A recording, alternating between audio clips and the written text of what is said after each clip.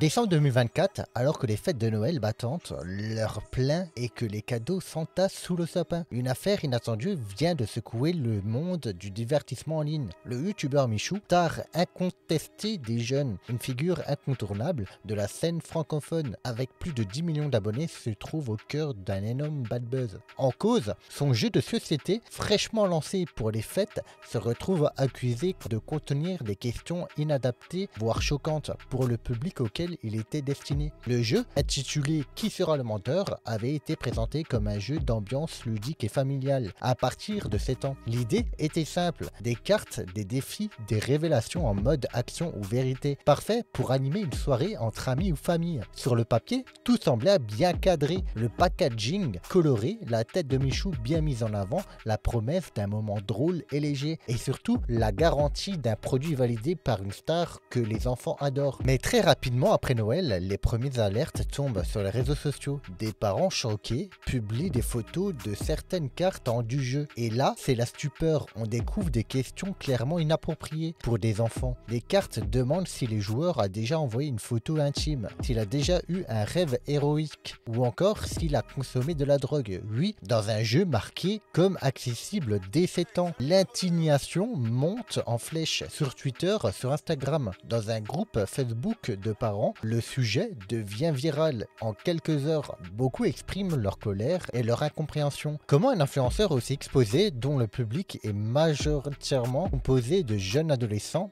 et d'enfants, a-t-il pu laisser passer un tel contenu dans un produit censé être safe? Les internautes commencent alors à fouiller dans les vidéos promotionnelles publiées pour le lancement et découvrent que Michou lui-même aurait testé certaines des fausses cartes problématiques dans des vidéos ou des lives. Cela jette un sérieux doute sur sa ligne de défense, car le 28 décembre, face à la montée du scandale, Michou publie un communiqué d'excuses sur les réseaux sociaux. Il affirme qu'il n'était pas au courant de la présence de ces questions-là dans le jeu, et qu'il n'aurait jamais validé un tel contenu, surtout pour un public aussi jeune.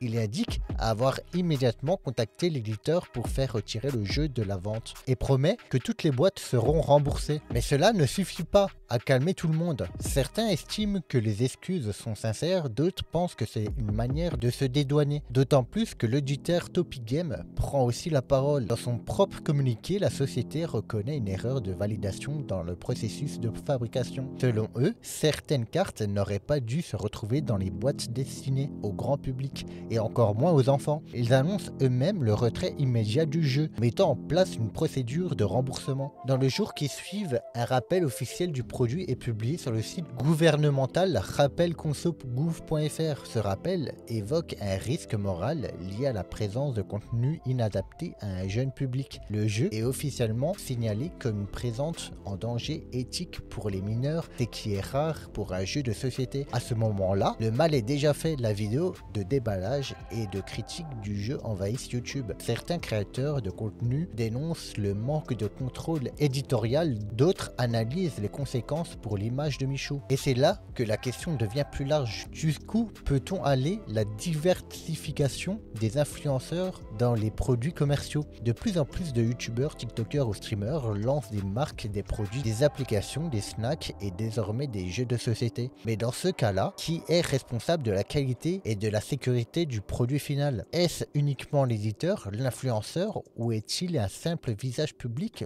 ou bien un véritable co-créateur responsable de ce qu'il vend à son audience? Dans le cas de Michou, tout était présenté comme un projet personnel. Il avait communiqué dans les réseaux avoir travaillé dessus pendant des mois, voire tout validé. Et l'on pouvait penser qu'il avait eu un vrai rôle dans la création du contenu. Cela renforce le sentiment de trahison pour une partie de son public. Surtout quand il a dit qu'ensuite qu'il n'était pas au courant des questions problématiques. Certains y voient de l'hypocrisie, d'autres parlent d'une marque de professionnalisme. Pour beaucoup, c'est surtout le signe qu'on ne peut pas tout faire à la va-vite, même si on a une grosse communauté. L'affaire de Michou met aussi en lumière encore tabou dans l'univers de l'influence la responsabilité morale quand on vend à des enfants. Car si un adulte achète un mauvais produit, il peut faire un choix éclairé. Mais un enfant qui reçoit un jeu à Noël mais ne s'attend pas à être confronté à des sujets d'ordre sexuel ou à des hallucinations à la drogue. Et ses parents, en voyant la tête de Michou sur la boîte, font malheureusement confiance. Malgré la rapidité avec laquelle le jeu a été retiré du marché, les dégâts en termes d'image sont réels. Michou, d'ordinaire très apprécié par son côté bon pote et propre, voit ici sa réputation écornée. Même s'il réagit vite, le fait d'avoir été associé à un produit aussi mal calibré reste un précédent marquant dans sa carrière. Plus globalement, cette histoire est un signal d'alarme pour toute industrie de l'influence. Ce n'est pas parce qu'on a une communauté jeune et fidèle qu'on peut tout lui vendre n'importe comment. Il faut des garde-fous, des relectures, des tests et surtout une vraie conscience de l'impact que peut avoir un simple produit. Cette polémique aurait sans doute pu être évitée avec un minimum de vérification ou avec une version du jeu spécifiquement réservée à un public adulte, clairement identifié comme tel. En conclusion, cette affaire, bien qu'assez rapide dans sa chronologie, lancement du jeu en octobre, problématique en décembre, retrait dès le 28 décembre, les rappels officiels du début janvier, restera comme un exemple frappant de ce qu'il ne faut pas faire dans le marketing d'influence. On retiendra qu'une image, même très populaire, ne suffit pas à garantir la qualité ou la sécurité d'un produit, et qu'à trop vouloir capitaliser dans une communauté fidèle, on peut risquer gros. Pour Michou, ce n'est sans doute qu'un contretemps dans une carrière déjà très longue, mais c'est un rappel brutal que la confiance du public, surtout celle des parents, peut se prendre très vite. Et dans l'univers de l'influence, la confiance c'est tout. Si vous avez aimé cette vidéo, n'oubliez pas de mettre un petit pouce bleu et de vous abonner, ça me fait extrêmement plaisir pour soutenir mon travail.